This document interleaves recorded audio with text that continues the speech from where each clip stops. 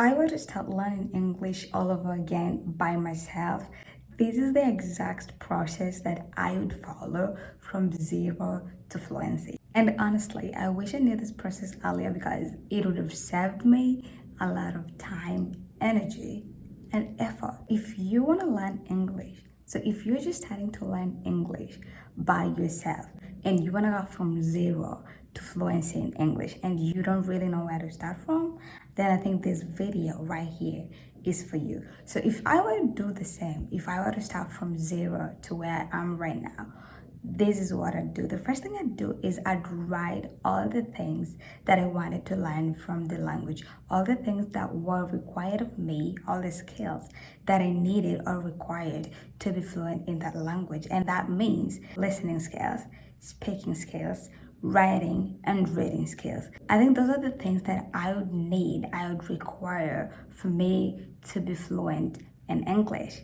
So now that I know what I need to be fluent in English, the next thing I do is I would start by learning the basics of English. My first step would be learning the basics of English. And how would I do this? I would go to an English library. I'd visit the nearest library, or I'd just go online and look for basic English textbook, basic beginner English textbook. And I'd learn the basics of English, common phrases in English. I'd just learn the basics of English. And also try basic, simple English exercises in the basic English textbooks. I'll do this over and over again until I'd mastered the basics of English. I don't know how long it would take, but I'm guessing maybe from 0 to 3 months. I think that would be enough for me to grasp all the basics of English. I don't know how long it will take for you, but just ensure that you learn the basics of English. So after finishing the basics, after mastering the basics, I'd move to the next step, and that is listening skills, improving my listening skills. And I'd move to this step just because listening to English would introduce me to English and just like let me know how the language sounds. And just apart from familiarizing with the language and just knowing how the language sounds when it's spoken, it will also help me improve my listening skills. So I'd listen to as much English as possible and just immerse myself in the language, just to familiarize with the language and just know how it actually sounds, just be comfortable in the language, just listening to English comfortably without the stress of speaking it or just the pressure of just being fluent in it. I just listen, just to be there, just to familiarize, just to know how it sounds when it's spoken, and just to improve my listening skills. I don't really know how long it would take, but I'd do this as long as I could until I'm comfortable with listening to the language. So I'd listen to English podcasts, you know that, English movies, you know that,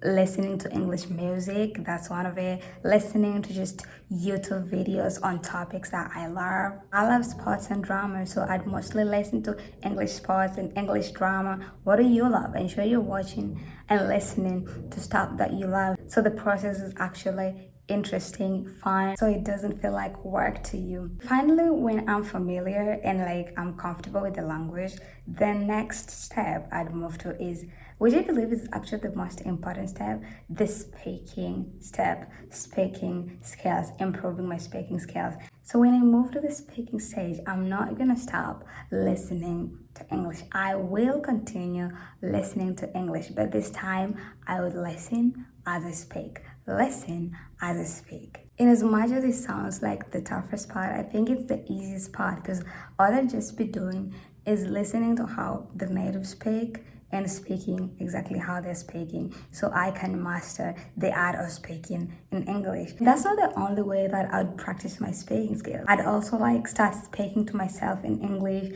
I'd also record myself by speaking in English, just like I'm doing right now. I'd also maybe make vlogs that I'm interested in English, just to practice my speaking skills. I'd do some mirror talks, just talking in front of a mirror in English, just see how I sound in English, I'd also try to make friends just so I can speak to them in English and learn more. I'd do this for maybe like 10 to 15 minutes a day. continuously, consistently, every single day, and I just make it fun. I'd really not put pressure on myself. I just listen and speak so it doesn't feel like work. So learning English doesn't really feel like work. Once I feel comfortable in listening and speaking English, I'd go to the third step, that is reading and writing. As much as they don't seem important, especially if you're just learning English for the speaking part of it and not for an exam or maybe for grammar reasons, it is actually sometimes important to know how to read, to learn how to read and write in English, because media and like papers around the world, most of them are published in English. So it is actually important that you learn how to read and write in English. So how would I learn how to read and write in English? So first of all, you remember the first step I took was just learning the basics of English, right? So in this stage, what I do that would help me a ton is I'd have an English journal. That's it. I just have an English journal, and I do my journaling every single day, either before I go to bed or immediately after I wake up. And I'd really make it about myself. I'd write things about myself in English. I'd describe how I look in English. I'd also like describe my goals in English and what I really want to achieve in English. I describe or write to myself, why do I really want to learn English in the first place? I'd write that down too. Like, I'd just be writing, journaling in English about my day, about my goals, and about everything that I like to do. And at my free time, I'd read my journal and see where I made errors and correct them Another thing that I would do to improve my writing is just like summarizing movies I watch, the Netflix movies I watch. I would summarize maybe let's say an episode in a writing, just to juggle myself and help myself think in English as I read. And as you know that before you actually write something, you have to think about it. So this will also actually help me improve my thinking skills, my English thinking skills. It will help me think in English and write in English. So this is actually the process that I would follow, and I'd repeat it over and over again until I go from zero to fluent in English. And every single time I'd add something on top just to make it a little bit tough, just to level up the game, to make it a little bit tough and exciting. So if you're in that situation where you want to go from zero to fluent and you do not know how to do it, you can do it by yourself by following this exact process that I would follow if I were to go from zero to fluent in English. So that's it for today. I hope it was helpful. Let's catch up in my next video. Bye bye.